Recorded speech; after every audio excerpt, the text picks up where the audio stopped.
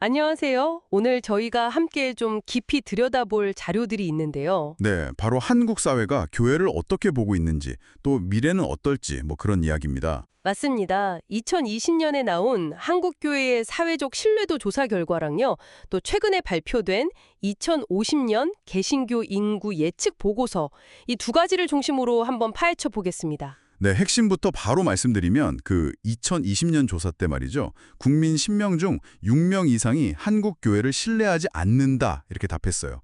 퍼센트로는 63.9%였죠. 63.9%요? 와, 그럼 신뢰한다는 응답은요? 그건 한 3명 정도, 31.8%에 그쳤습니다. 이야, 거의 두 배 차이네요. 불신이 훨씬 높군요. 네, 그렇죠. 게다가 미래 전망도 좀 어두운데 2050년에는 개신교인 비율이 전체 인구의 한 11.9%까지 줄어들 수 있다. 이런 예측도 나왔습니다. 11.9%면 지금보다 상당히 줄어드는 거네요. 아, 왜 이렇게까지 결과가 나왔을까요? 궁금한데요. 오늘 이 자료들 좀 자세히 보면서 그 배경이랑 의미를 같이 한번 찾아보죠. 이 이야기가 아마 당신이 한국 사회의 어떤 중요한 흐름을 이해하는데 좀 실마리가 되지 않을까 싶습니다. 참고요, 오늘 저희가 보는 자료는 기윤실, 기독교 윤리 실천 운동의 2020년 조사하고요. 목회 데이터 연구소에서 나온 교세 추계 보고서입니다. 네, 그럼 먼저 2020년 신뢰도 조사 결과부터 좀 더 들어가 볼까요? 전체적으로 불신이 높다는 건 알겠는데 혹시 좀 더 눈에 띄는 부분이 있었나요? 있었습니다. 그 기독교인 개개인에 대한 불신도 65.3%로 낮지 않았지만요.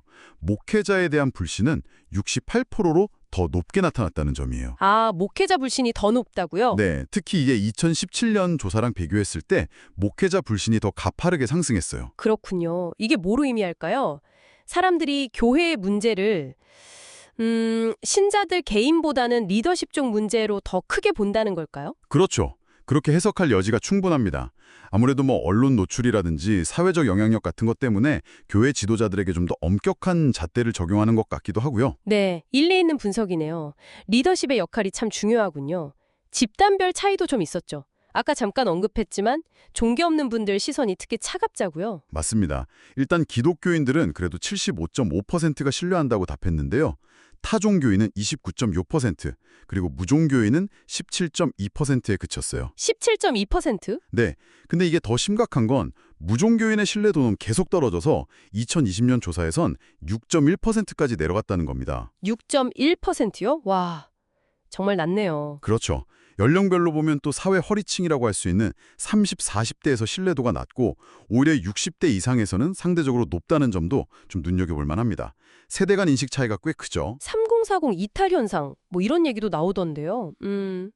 그리고 또 이념 성향 따라서도 차이가 크다고요. 네, 맞아요. 보수층은 43.7%가 신뢰한다고 답했는데 진보층은 23.2%에 그쳤어요. 이념에 따른 시각차가 점점 벌어지고 있는 거죠. 허허, 이것도 중요한 지점이네요. 자, 그럼 사람들이 이렇게 불신하는 구체적인 이유, 뭐 때문이라고 지적했나요? 기독교인들이 좀 개선해야 할 점으로는 남에 대한 배려 부족, 이게 26.6%로 가장 높았고요. 그 다음이 정직하지 못함, 23.7%, 배타성, 22.7% 순서였습니다. 배려 부족, 부정직, 배타성, 다 좀 관계적인 문제들이네요. 그렇죠. 교회 차원에서 지적된 건 불투명한 재정 사용, 그리고 지도자들의 윤리 도덕성 부족, 이게 핵심 원인으로 꼽혔습니다. 아, 재정 문제와 리더십 윤리 문제. 역시 이게 크군요. 네. 그래서 결국 신뢰 회복을 위해서 뭐가 제일 필요하냐 물었을 때 윤리와 도덕 실천 운동이 압도적으로 높게 나온 건 어찌 보면 당연한 결과겠죠. 그렇겠네요. 자, 이번엔 사회적 역할에 대한 평가로 넘어가 볼게요.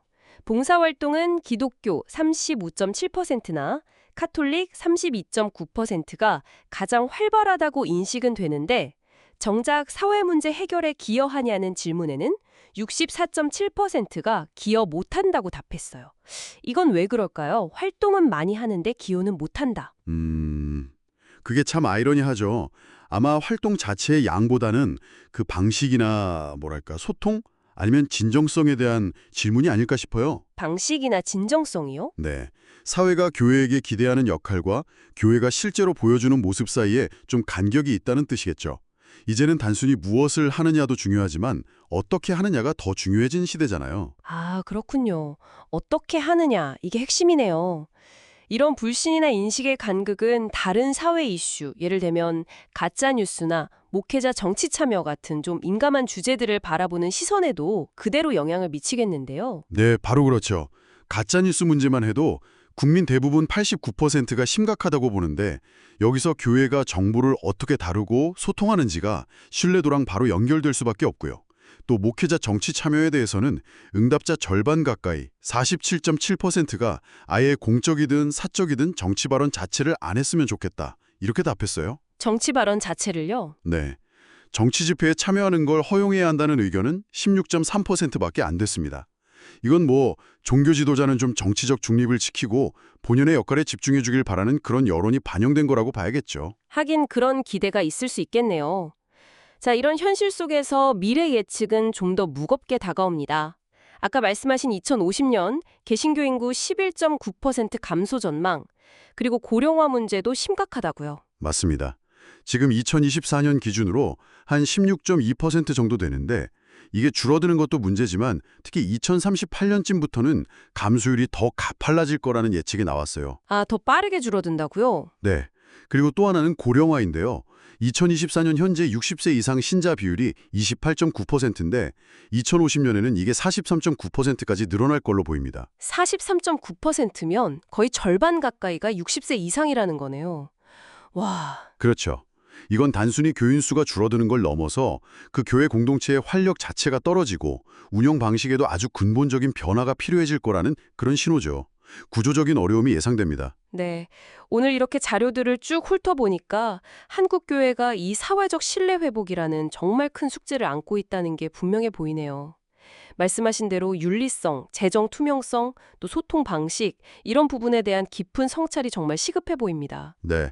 동시에 인구 감소나 고령화 같은 이런 미래의 도전 과제에도 미리 대비해야 하는 좀 복합적인 상황인 거죠. 이 결과들은 단순히 종교계 내부 문제라기보다는 한국 사회의 중요한 구성 요소인 교회가 우리 사회 전체와 어떻게 관계를 맺고 있는지, 또 그 관계가 앞으로 어떻게 변해갈지를 보여주는 하나의 중요한 창이라고 생각합니다. 맞습니다. 당신이 어떤 종교적 배경을 가졌든 이 변화의 흐름을 읽는 것은 우리 사회를 좀 더 다각적으로 이해하는 데 분명 도움이 될 거라고 봅니다. 자료는 분명히 말하고 있습니다. 윤리 회복, 소통 강화, 사회 통합 노력이 필요하다고요. 자, 그럼 여기서 저희가 마지막으로 한번 던져보고 싶은 질문은 이겁니다.